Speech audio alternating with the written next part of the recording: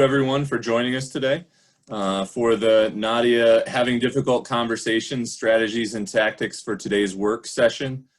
My name is Jerry Fisk. I'm the Director of Athletics at Fredonia State, and I'm a member of the Nadia Education Committee. Joining me today are Deb Steward, and she is the Associate Vice President and Director of Athletics and Recreation at Hobart and William Smith Colleges. Deb previously served as the Director of Athletics at William Smith, and she's been there since 2005.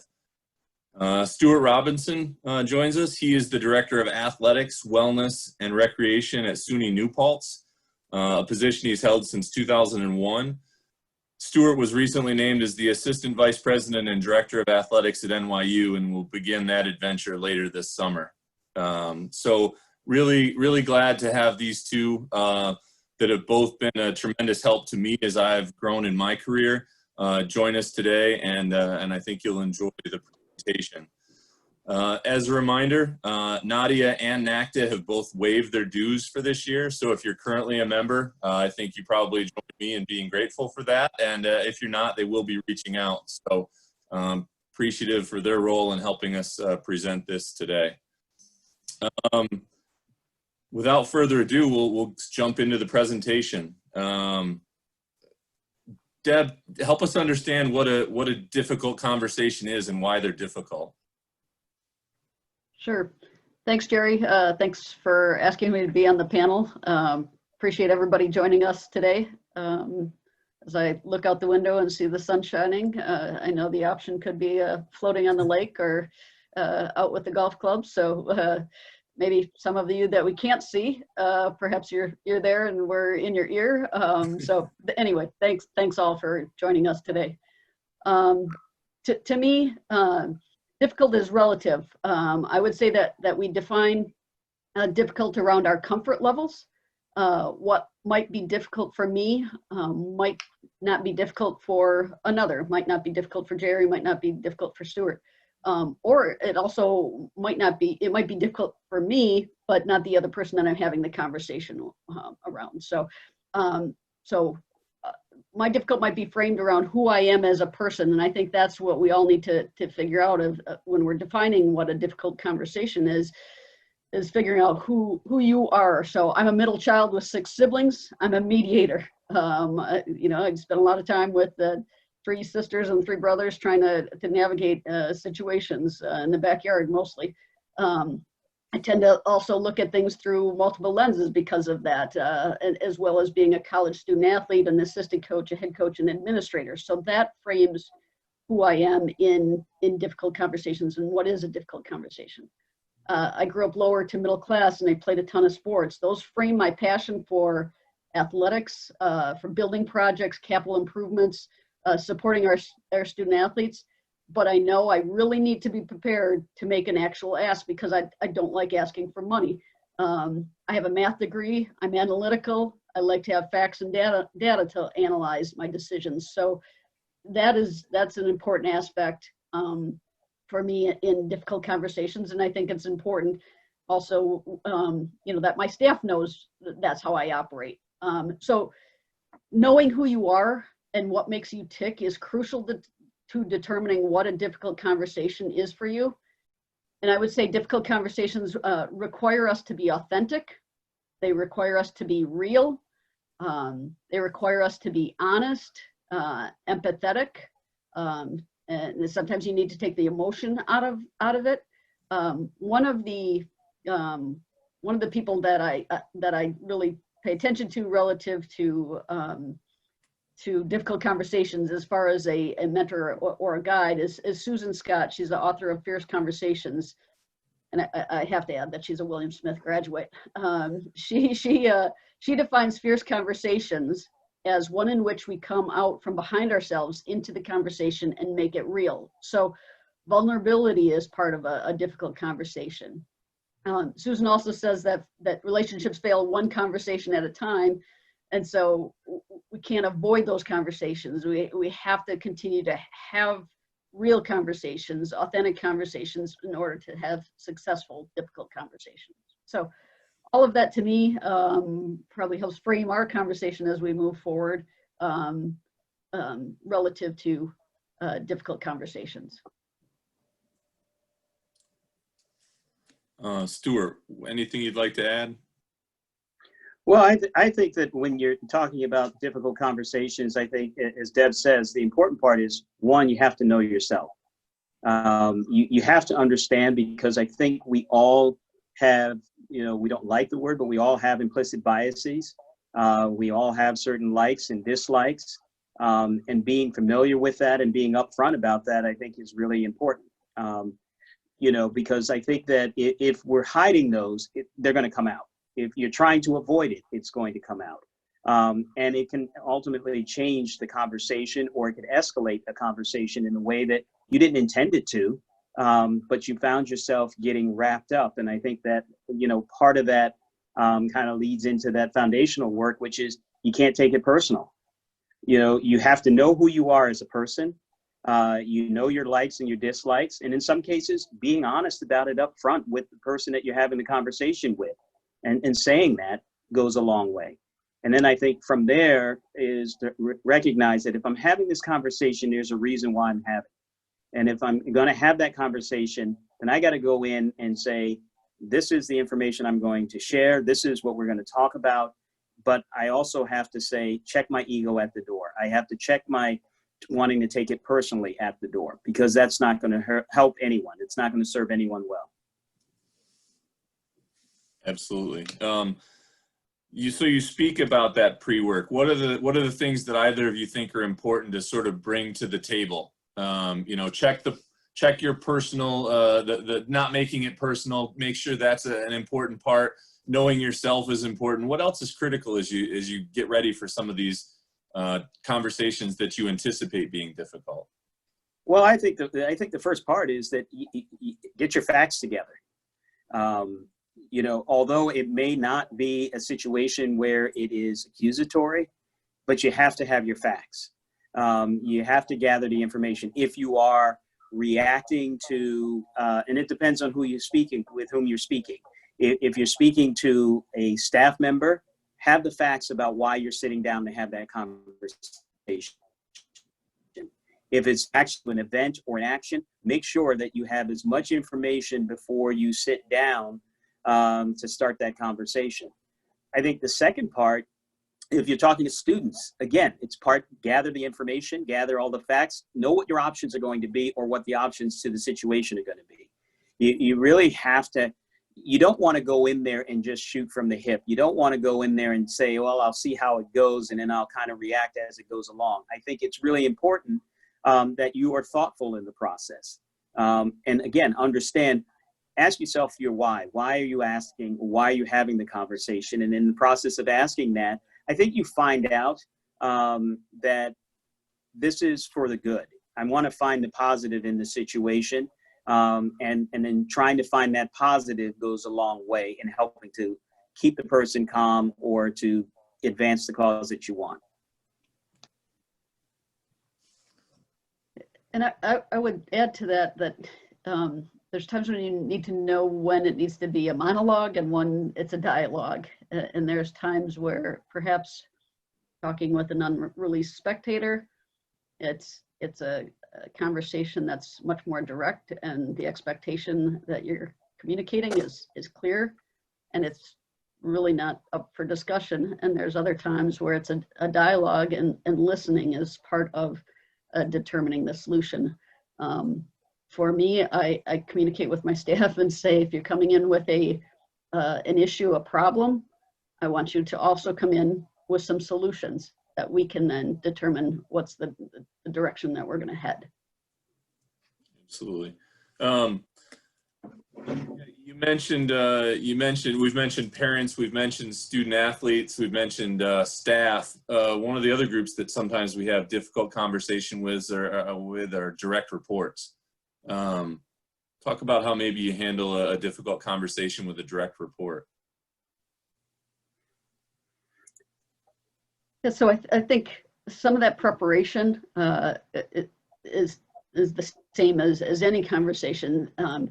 I think understanding, it's all about relationship building. And so it's really important that you've done the legwork with your ADR to make sure that you have a relationship that has a foundation, that you can have some honest conversations, because there are at times, I know for me, there are times where perhaps my ADR might, step in my lane, so to speak, and I need to be able to have an honest conversation of saying, hey, that's better off for me to have that conversation rather than you. That'll save you a lot of struggle in the long run, and allows us to establish appropriate chain of command. So, and that, in order to have that conversation, I have to have a good relationship with that person.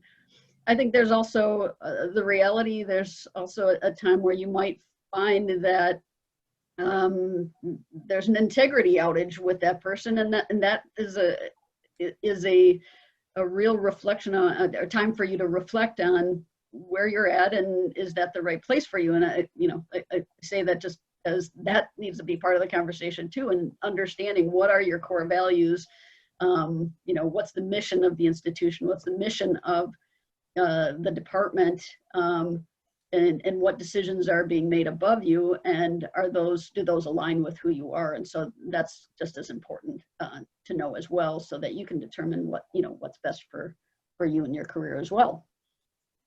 Yeah. Go ahead, Stuart. I would say that, part of it when you have a supervisor or a direct report, and the conversation, I guess for me, I look at it from my own experiences, and that I think, as Deb says, you're trying to, over the course of time, you're trying to build a relationship. You're trying to build an understanding about, what's your knowledge base versus their knowledge base, and how you provide information, and how you have conversations when you do have meetings and so forth. I believe that if you are clear with your intentions and your desires, and you go into it trying to understand. And I look at talking to a direct report the same as I look at any other person, in the sense that I want to try to understand where they're coming from, and why they made the choices that they made, or why they have the position that they made.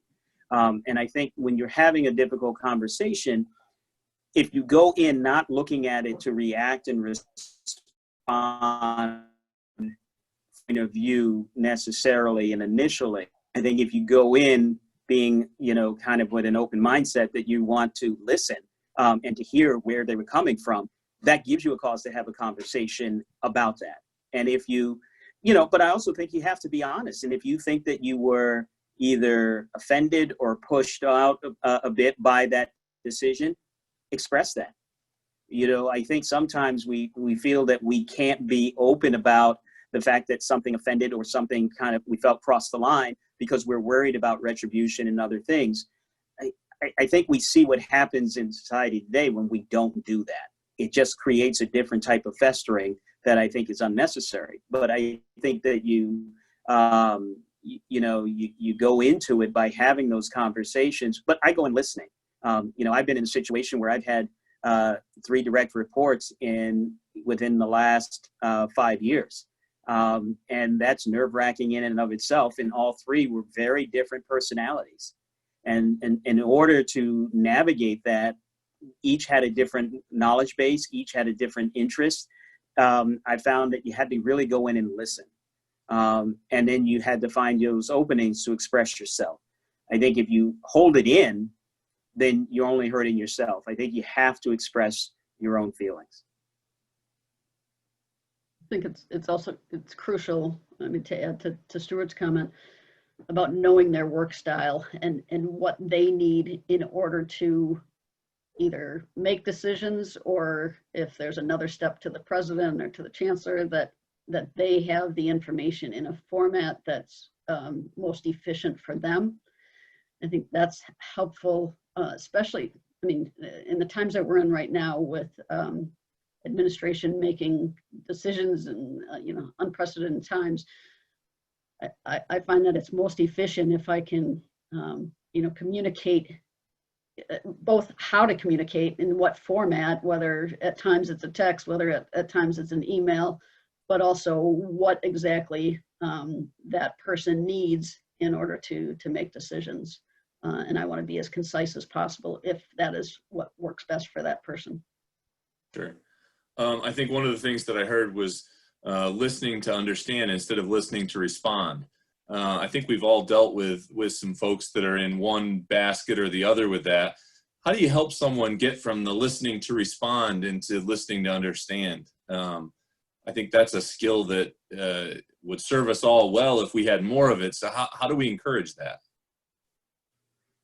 Oh, I think it, I think part of it is you kind of have to go through a little bit of an out-of-body experience. You got to be willing to kind of step outside of oneself in order to kind of get a feel, so you don't, I think it's so often it's very quick.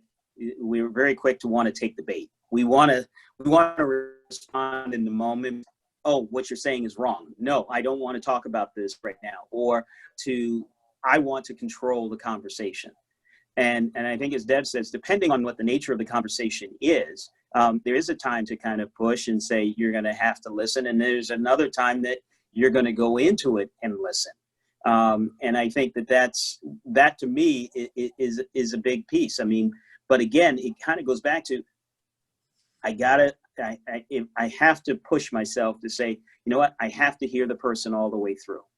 I can't start, editing while they're speaking. I think if I do that, then I'm doing them a disservice, and I'm probably going to mess up or destroy everything that I set out as a goal going into that conversation.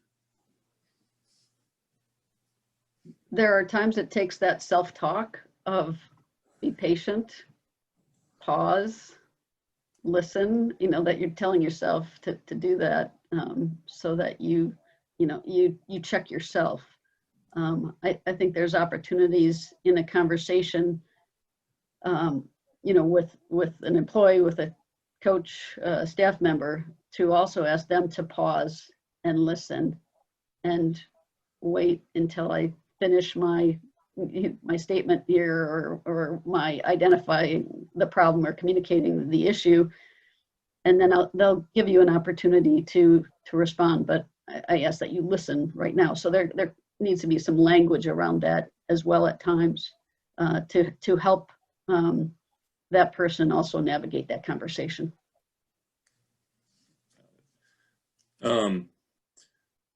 Sometimes, one of the things we learn is to begin with the end in mind. But sometimes in these difficult conversations, would you expect that that's the right tact, or how do you determine whether you're beginning with the end in mind or whether you're sort of gathering more information throughout the conversation? I think part of it is it comes from I think it comes from a read of the room, or a read of, what's the body language? What's the approach and the attitude as someone comes into that meeting? And in some ways, where is that meeting? As we're having this conversation, I keep thinking, I don't want to make it seem that a difficult conversation is only disciplinary or something negative of that sort that has to happen, and it takes your office one side of the desk and they're on the other side.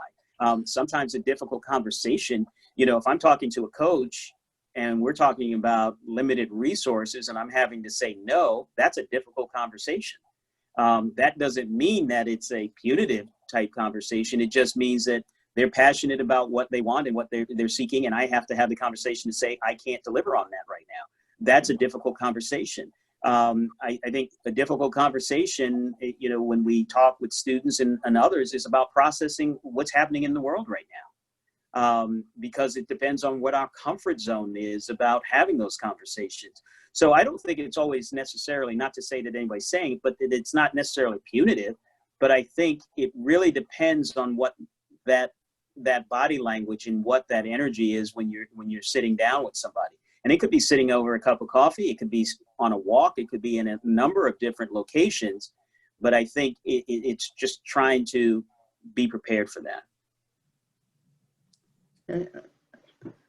I think, right now we're in this telecommuting Zoom world of communication, and we're looking at, flat faces on screens, and we see some people and not all, and hard to read faces and reactions, and you know, that's probably not why any of us got into this this gig, is to look at flat faces. You know, we're people that, you know, want to be interactive, regardless of if we're introverted or extroverted. We're in this business to really, you know, engage and serve and you know, hopefully lead and positively influence, you know, others and support others. And so to me, like Stuart said, the difficult conversations in this environment that we're in right now might require some, you know, creativity. It might require a social distancing walk.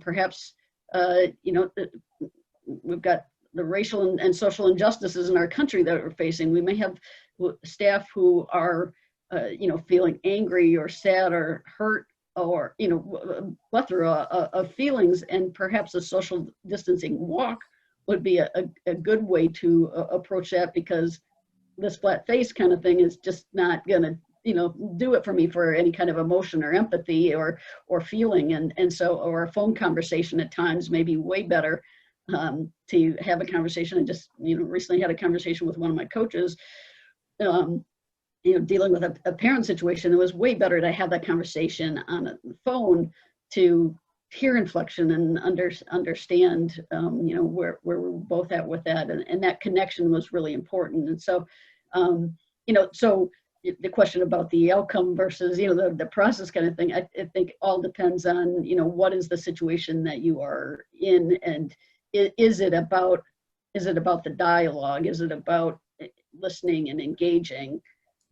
Or is it something very factual and it's a decision that just needs to be communicated? Mm-hmm. One of the to kind of follow up on that, something that Deb. Go ahead. Well, I was just going to say that a couple of things about that. You know, as we talk about difficult conversations doesn't mean that we necessarily run from the conversation. And what I mean by that is, you know, in this day and age of social media and a lot more of texting and emailing, I think that people have a tendency, are quick to want to rely on that to avoid that face-to-face contact or to hear the voice. And I think that is a missed opportunity. I also think it can be dangerous, because now you're leaving it up to interpretation of what your intent is.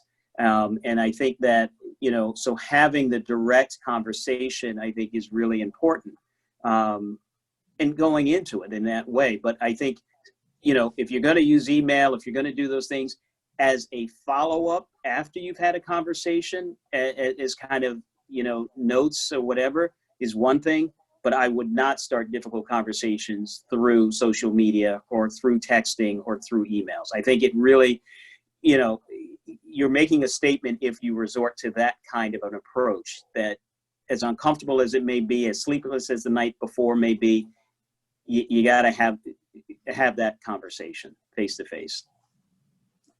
Yeah. Is there a time of day that you try to have some of these difficult conversations, or how do you plan and prepare and work your way through that piece of it? For me, if I have enough information, if I have the facts, if I have whatever I'm trying to gather so that I'm prepared for that conversation, I want to do that first thing in the morning, very early in my day, truly for the productive to be productive for everybody, truly. So for myself, throughout the course of the day, but also even for that person, so that it's timely. Perhaps that's something that they need to change, you know, immediately, and maybe it's something that they need to deal with. Maybe they need to follow up with somebody. And so I want us all to be able to move forward throughout the course of that day. And there's a piece of it that I don't want sitting, you know, with me all day and ruining what I'm trying to accomplish throughout that course of the day. So if I can address it, not ruining, but if I can tackle that throughout that course of the day, that sure helps. We have a good question that fits in here, but I think with where we're at right now, how do you deal with individuals who are very defensive? We've definitely dealt with, sometimes they're the people that listen to respond, and sometimes they do listen to understand, but maybe it's difficult to get them to see something from your perspective. How do you share those kind of conversations? How do you have those? I think you go into it knowing that they're going to get defensive. Depending on what the subject matter is, they're going to get defensive because they think that they're trying to anticipate where your outcome is. Where's your end game, so to speak. So they are thinking, okay, am I going to get disciplined? Am I going to get fired? Am I going to whatever? What is going to be the outcome? And I think in some ways that's a part of the pre-work, in that if you're going into that conversation, you set the tone for it. And that if you go in and you say, look, I need to talk to you about something. I'm not here to talk about a disciplinary outcome, or I'm not here to talk about this is going to happen, that is going to cost you your job, but I need to talk to you about this because here are the ramifications or the implications of what is taking place. If it's more serious, that you're actually talking about potential major discipline or that, I think part of that, going into that, you're going to say, we have a really serious situation. I'm the first wave because I don't think that we get to act independently. So I think that, we're just saying, here's where I see this is going to go, but I need clarification from you. I know that a couple of us, Stuart and I, both work at public institutions where the union is a part of that. What role does that play in these conversations, Stuart? And talk about progressive discipline, and is it important to bring some thoughts along those lines if you are dealing with something like that? If you're in a unionized environment and you're dealing and you're working with staff that are in a union and protected by a union, then you're part of your pre-work is conversations with your human resources department, because they're going to help guide you, because they're the experts in understanding what are going to be the flashpoints for working with the union, and understand that the staff member who comes in that situation may have already been to the union because they're anticipating some kind of reaction. So again, that's where you have to be measured and really have those conversations as a part of your pre-work. I think, documentation, understanding what you need to complete for HR purposes, but also for the documentation so that the employee understands the expectation. I think you're looking at that from a liability, legal risk lens. So, I think that's important, that, note taking is appropriate, follow-up is appropriate, relative to documentation. So one of the questions that came in has to do with, who do you bring into the conversation? Can you walk through situations where you think it's appropriate for a third person to be in the conversation, if it's a one-on-one conversation, or how you work through that? So I think there's a few different aspects of who you're bringing into the meeting. I think it depends on confidentiality. You have a student athlete in who, has a concern that they don't want to share with anybody else at that time. I think you're respecting that wish. I think you have to evaluate if that conversation has a legal risk, mitigating risk. So does an associate need to be in there with you, or somebody else, the coach? I think if you're trying to solve an issue that involves multiple parties, then everyone needs to hear the same message, be part of that conversation, listen to each other's points to determine that resolution. So then that may involve multiple parties.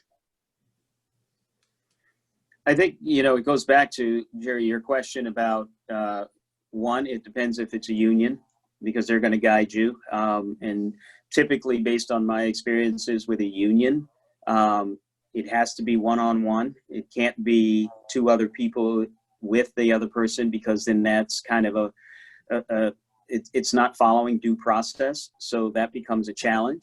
I think we always want a third party. Our tendency is to want a third party there so that someone is serving kind of as a witness to avoid the he said, she said type situation.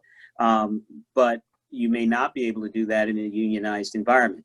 I think for me, it depends on how my department is set up. Not everyone reports directly to me. So in that situation, if I'm having a conversation or if I've been pulled into a conversation, I'm going to include that person's supervisor, because that person is going to have a hand and a role in the follow-up of whatever comes out of that meeting. If it's with a student and a student athlete, then I would like their coach to be present, so that their coach is aware of the situation, because they would be involved. Now, if it's a student coming to see me about a coach, then that's a different type situation. I wouldn't make the student uncomfortable in that particular situation. I would hear the student out, but I would also share with the student what my plan is for the follow-up, and if that was going to include a conversation with the coach. Because again, I think we set ourselves up if we're having difficult conversations that involve other people, and we're not somehow closing the loop in those conversations. Agreed. Younger administrators, you know, one of the things that one of the biggest assets that I've had is that I've shared my experience with each of you at one point or another, and I've been able to learn from you. And for younger administrators that are breaking into this, is there a template that you would give them as how to deal this, or, you know, what pre-work, the building the relationships, what's the critical pieces as someone that's younger in their career tries to handle some of these things? I've always appreciated the fact that we can be having a difficult conversation, and both of you are pretty tremendous at maintaining your composure, and I can never tell on the outside that anything's bothering you, even if on the inside it's boiling. So how do you do those things? How would you coach up a younger administrator? I think, again, I'm going to go back to Susan Scott, because she really provides a great template for a 60-second opening statement, and that is what I use today when I'm having, you know, conversations that are really outside of my comfort zone and that I really need to focus in, prepare. So I'd encourage folks to look at that. Just, you can Google her, and I'm quite sure you'd find it. We also teach our student athletes that as part of our leadership curriculum for conflict resolution. So you name the issue, you provide a specific example that illustrates the behavior or the situation that you want to change. You describe your emotions around the issue. You identify your contribution to the problem. You communicate how I wish to resolve this issue, and then determine what I'll say to invite my partner to respond. So it's a 6-step approach, and it really allows you to, you know, kind of get to the conversation if you're uncomfortable having the conversation, especially starting that conversation. Once you get through that, in most cases, you can continue that conversation, but at least it gives you a framework to having a conversation. So that's one piece of advice I would have. I think with young administrators, and Jerry, I don't know if to be offended by that, because I still think young, so I'm not going to treat it like all of a sudden I'm some, you know, aged person. But I think it's important to understand that, you know, I've always believed that with a young person, there's always going to be a little bit baptism by fire. There is going to be a little bit of, if you want the hat, if you want the seat, if you want the chair, understand that this is going to come with it. I will be there to support you and to coach you through it. But at the end of the day, I'm not going to be in the room with you to do it. I will be there to debrief with you, but I want you to learn the responsibility of, you know, of accountability.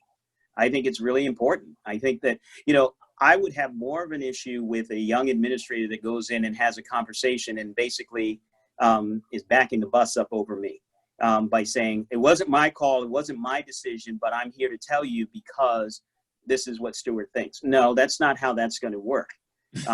You know, I'm giving you the latitude, and you're going to follow through, and you're going to learn from this. And I also think it's an important balance to understand that, you know, because I think one of the pitfalls for young administrators is, I want to be liked. And, you know, one of the best pieces of advice that I ever received was, you know, we all want to be liked, but it's more important to be respected. And, and I think that when we fail at being respected and we fail at being liked, then we want to be feared.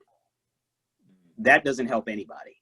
But being respected means that you can have those tough conversations. It means that you're willing to sit down and have those conversations, and you're gonna get better at the more you have them. I think the first ones, you're gonna sit there and you're gonna be so drained that you just don't know what to do, or you even question if you want to do this anymore. But I think that once you do it and you recognize, and then you have time to reflect, and I think that's how we really support young administrators, is that we have to be there to help them process the aftermath. We have to be there to help them process what took place, and to retrace their steps and encourage them that way. Because I think that's how we help them. And I think it's important also that they know that it's not just one conversation, that it's a continued conversation. So they can't check it off the list as I've had that conversation. And so that's where that debriefing comes from, and that mentoring that needs to happen, so that then they can go back and, if there needs to be follow-up, or, whatever the resolution is, that they also can continue to encourage, provide positive feedback, whatever the situation is. It's not a one and done. It most likely needs multiple conversations throughout the course of the year. Absolutely. We do have a question that came in.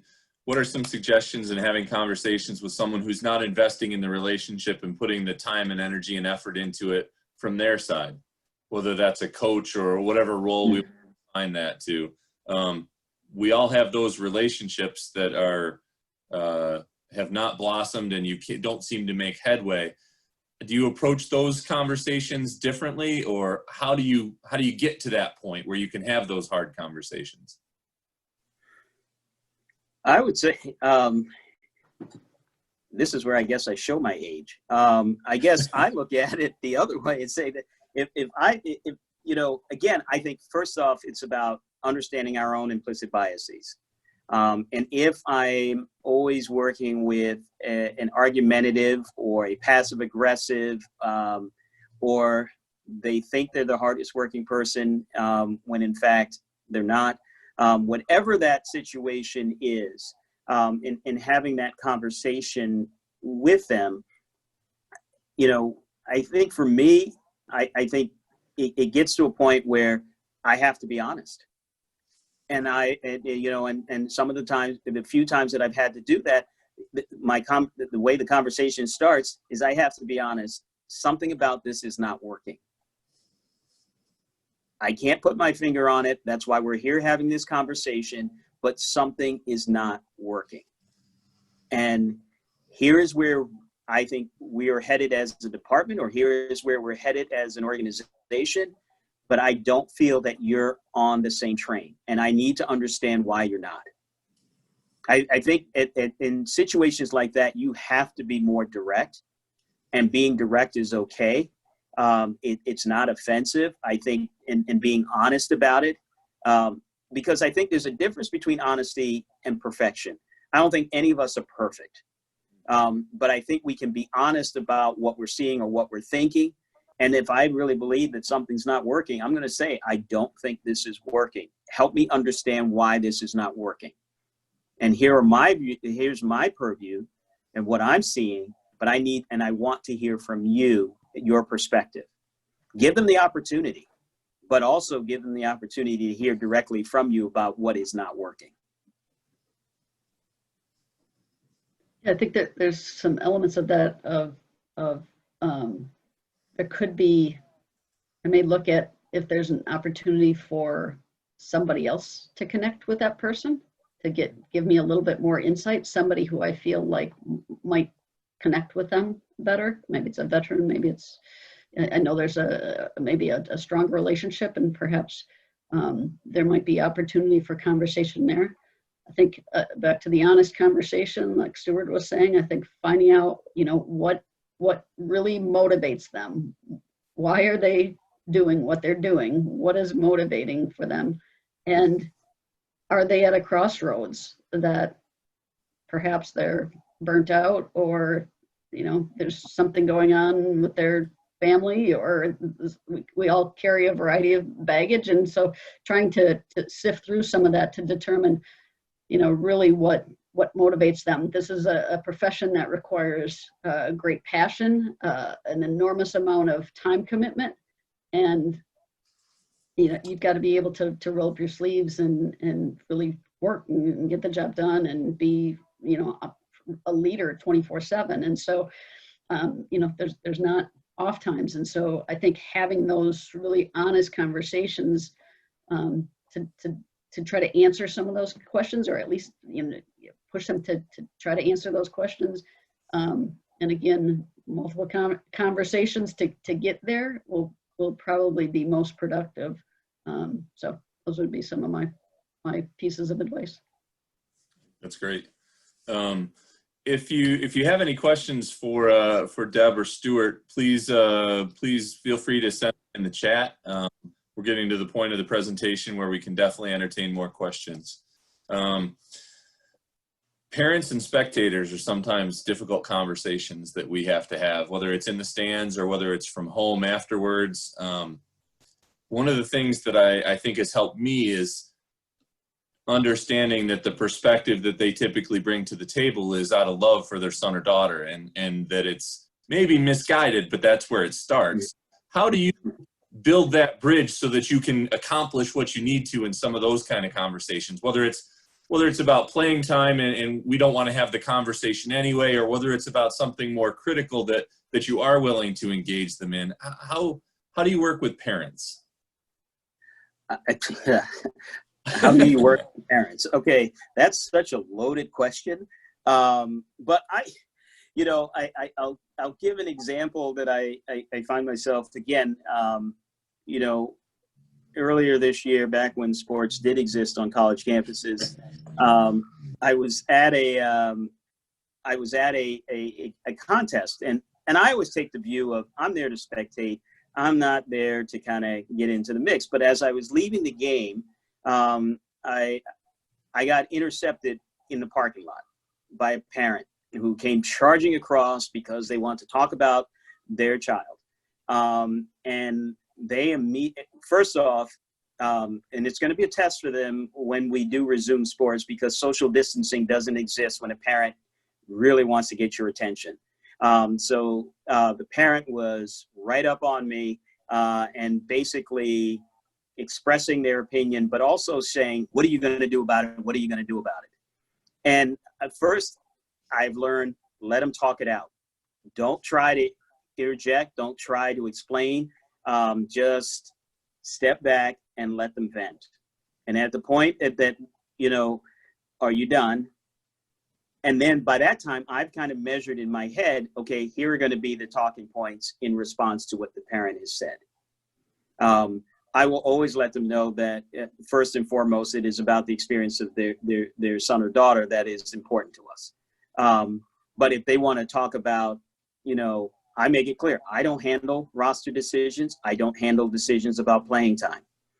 I will ask whether or not they've had. So I try to de-escalate by asking a certain set of diagnostic questions. And then, but if they're raising something that raises a flag about health or safety or things of that nature, I will say, I will tell them, I will follow up with you, but I don't have all the facts right then and there. And I think that's one of the things that I don't try to respond in the moment. I want to hear them. I'll listen to what they have to say, but I'm going to create some distance and time in between so that I can be thoughtful about how I do approach them. I think there's a couple parts that are really important is that however you communicate preseason, early season, relative to the expectations of parents, it is crucial. I think that's a start of awareness building. I think being able to build relationships with parents who are on board with the expectations and the mission that you have within that department. They can also help be influencers with other parents. Doesn't always work, but it can work.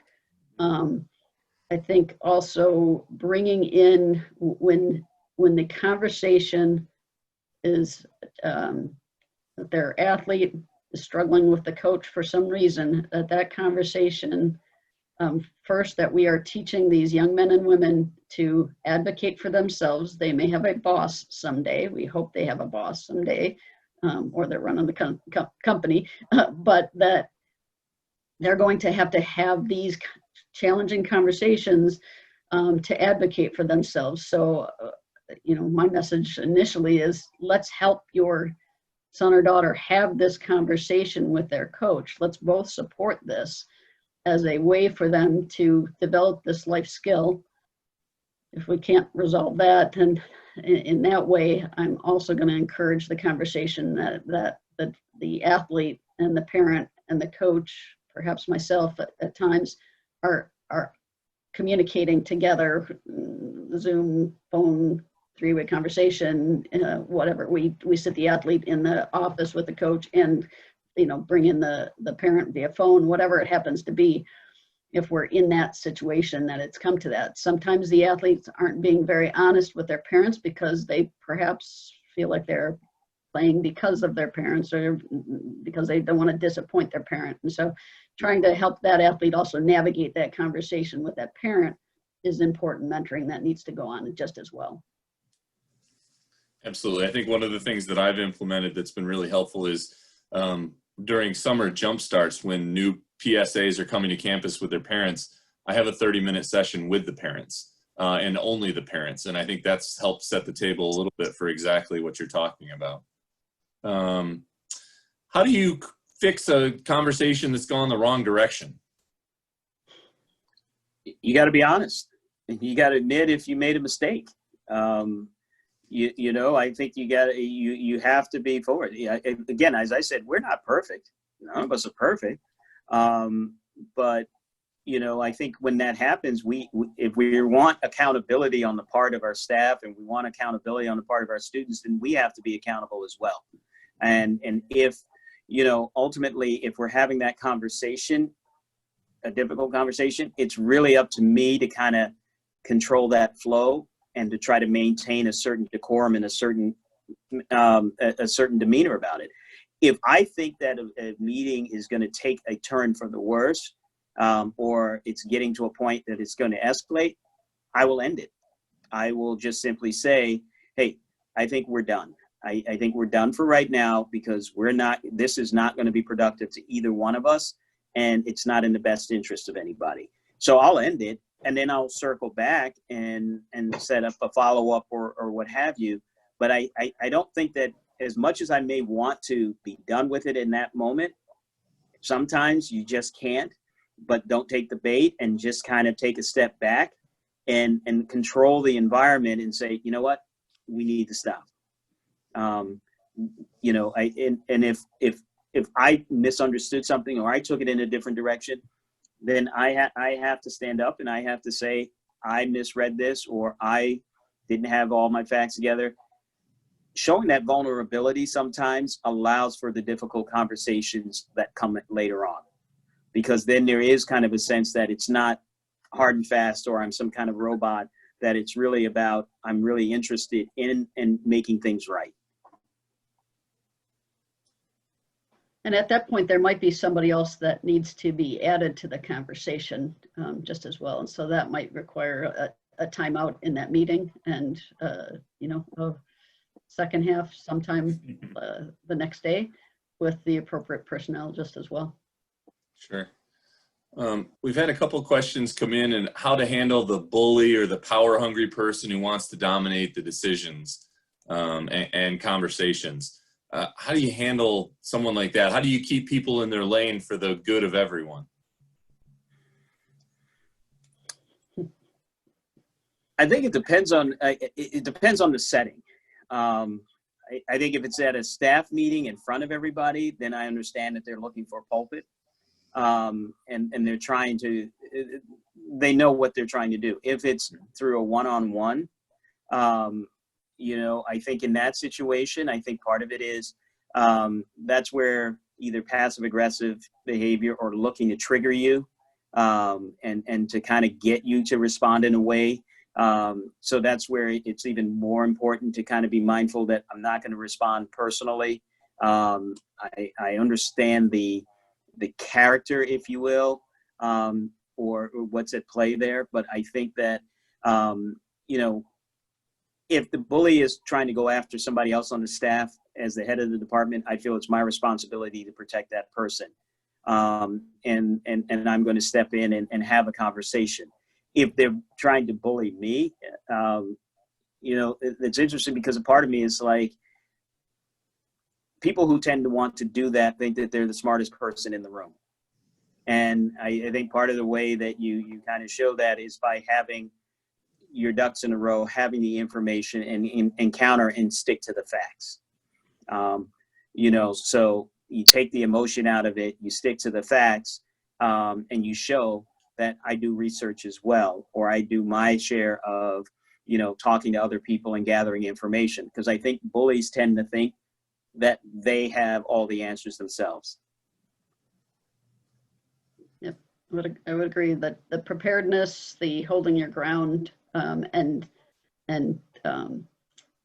being confident with the information that you have, the knowledge that you have, and then holding that person accountable to the information that you're sharing with them just as well. So, you know, I think calling them on that behavior also is important, not in front of a bunch of people, but, you know, the appropriate place and time of you know, expressing, you know, that what you're seeing, observing, if it's with somebody else, and how they need to behave in the future, and your expectations of that behavior is important to communicate.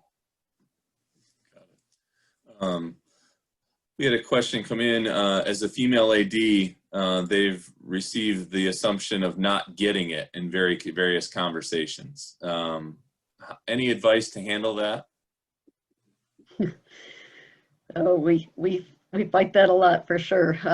You know, I think again that goes to just making sure that your voice is heard, that you communicate, that you're prepared, that you step into those conversations. That takes courage at times when we're very much in a male-dominated environment. Athletics is considered male unless we prove otherwise in some sense, and so we're, as women, fighting, you know, for our way in. So I would say it's that confidence, having a good support network around you as well, to be able to have those conversations with somebody who's felt like that before and helps support you as you're gaining that confidence is crucial. There's, you know, Women Leaders in College Sports is a great organization for, you know, women in athletics. It's a supportive organization that continues to do great things with networking and other professional development. So all of those things, it's about having that confidence to engage in that conversation, and trusting your knowledge.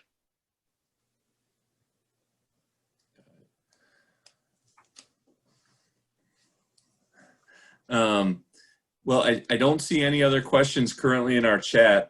Any last thoughts or last takeaways as we wrap up this this session? I would say that, you know, difficult conversations are part of the job. And like I said, I think sometimes we all want to be liked. And so sometimes we'll choose pathways and make decisions that look to build on that being light. But that ultimately doesn't help you, and it doesn't help the charge that you have to lead an area. And so I think that understanding that people make mistakes, some mistakes are bigger than others, but it's about accountability, it's about honesty and transparency, and it's about, you know, what's your motivation in having those conversations? Are you having those conversations because you want them to fail? Obviously not. You want them to be successful, but the way that we are successful is that we have to be open to hearing other people's views. When we don't listen to other people's views, or we're not interested in listening, I think that's where things escalate, and I think that's where things become problematic. I tend to see sports as being very much a reflection of society, and and I think when we don't want to listen, or we don't think there's something to learn and to grow, I think that's what causes a lot of different issues, and those conversations are largely difficult. Conversations are often constructive, but they're not always received that way, and we have to be nuanced in how we respond to it. But I think ultimately it's constructive. And I would go back to the, Susan Scott's saying of relationships fail one conversation at a time, when they succeed one conversation at a time. And so it's important that we continue to have conversations, develop those relationships with our staff, so that we can see all the good that they're doing, but also recognize where we need to see, changes and to make it better. We are at the core of what we're doing is teaching life lessons through sport. And so that will always be the foundation of what I'm teaching with my staff is, what is the lesson that we're teaching here, whether it's the staff member or whether it's the student athlete. And that will help them in their career, either one of them in their career. And so that is the key to having those constant conversations, rather than waiting for down the road to have a conversation when it's the right time or the appropriate time or the end of the year eval. That's too late. It's every single day. It's knowing, some information about their family and their background. It's knowing, what motivates them, what struggles that they might be having just in life. It's knowing what kind of struggles they're having with their teams or their area of responsibility. It's knowing what works well and having that understanding to the best of our ability will help us have these difficult conversations to improve whatever aspect or create the solution that we're looking for. Absolutely. Well, I want to once again thank both of you for coming on and sharing some of your wisdom, even in your young career, Stuart. There you go. I appreciate it, and I'm sure that everyone that's on the call has appreciated some of the thoughts that you've had.